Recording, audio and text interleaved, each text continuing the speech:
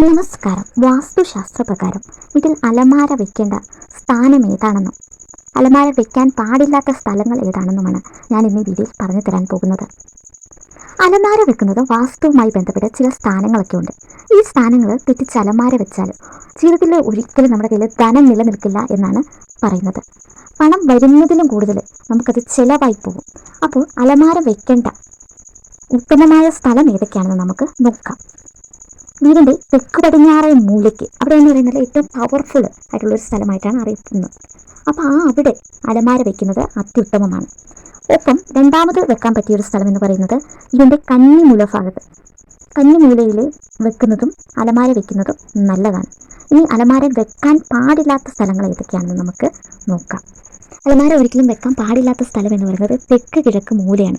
ഇവിടെ അഗ്നിക്കോൺ എന്നും പറയും. അതായത് നമ്മൾ അവിടെ വെക്കുമ്പോൾ ധനം ഇരിഞ്ഞ് അടങ്ങുമെന്നാണ് വാസ്തുപ്രകാരം പറയുന്നത്. ഒപ്പം വടക്ക് കിഴക്ക് മൂല, ഈ രണ്ട് സ്ഥലത്ത്, അതായത് തെക്ക് കിഴക്ക് മൂലയും വടക്ക് കിഴക്ക് മൂലയും അലമാര വീടിൻ്റെ അലമാര വെക്കരുതെന്നാണ് പറയുന്നത്.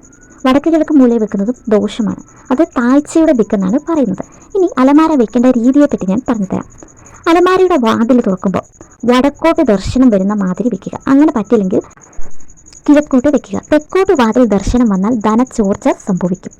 വാതിൽ തുറക്കുന്നിടത്ത് തടസ്സമുണ്ടാകാൻ പാടില്ല. മലർക്കെ തുറക്കാൻ പറ്റുന്നത് പോലെ വേണം അലമാര വെക്കാൻ. അതുപോലെ കണ്ണാടി അലമാരയൊക്കെ ഉള്ളവരാണെങ്കിൽ കിടന്നുകൊണ്ട് കണ്ണാടി അലമാര കാണാൻ പറ്റുന്നത് പോലെ അലമാര വെക്കുന്നത് ദോഷമാണ്. അതേപോലെ നമുക്ക് ധനം നന്നായിട്ട് ഉണ്ടാവാൻ വേണ്ടി ലോക്കർ ഉണ്ടല്ലോ, നമ്മൾ ധനം സൂക്ഷിക്കുന്ന ലോക്കറിനുള്ളിൽ ഒരു നല്ല മഞ്ഞ പട്ട് വിരിച്ച് അതിനകത്തൊരു പാത്രത്തിൽ ഒരു ബൗളിൽ ഒരു മഹാലക്ഷ്മി ചിത്രം, കുറച്ച് കർപ്പൂരവും മഞ്ഞൾ കഷ്ണവും വയ്ക്കുന്നത് ഉത്തമമാണ്. ഒപ്പം ഏലക്കായും വയ്ക്കുന്നത് ഉത്തമമാണ്.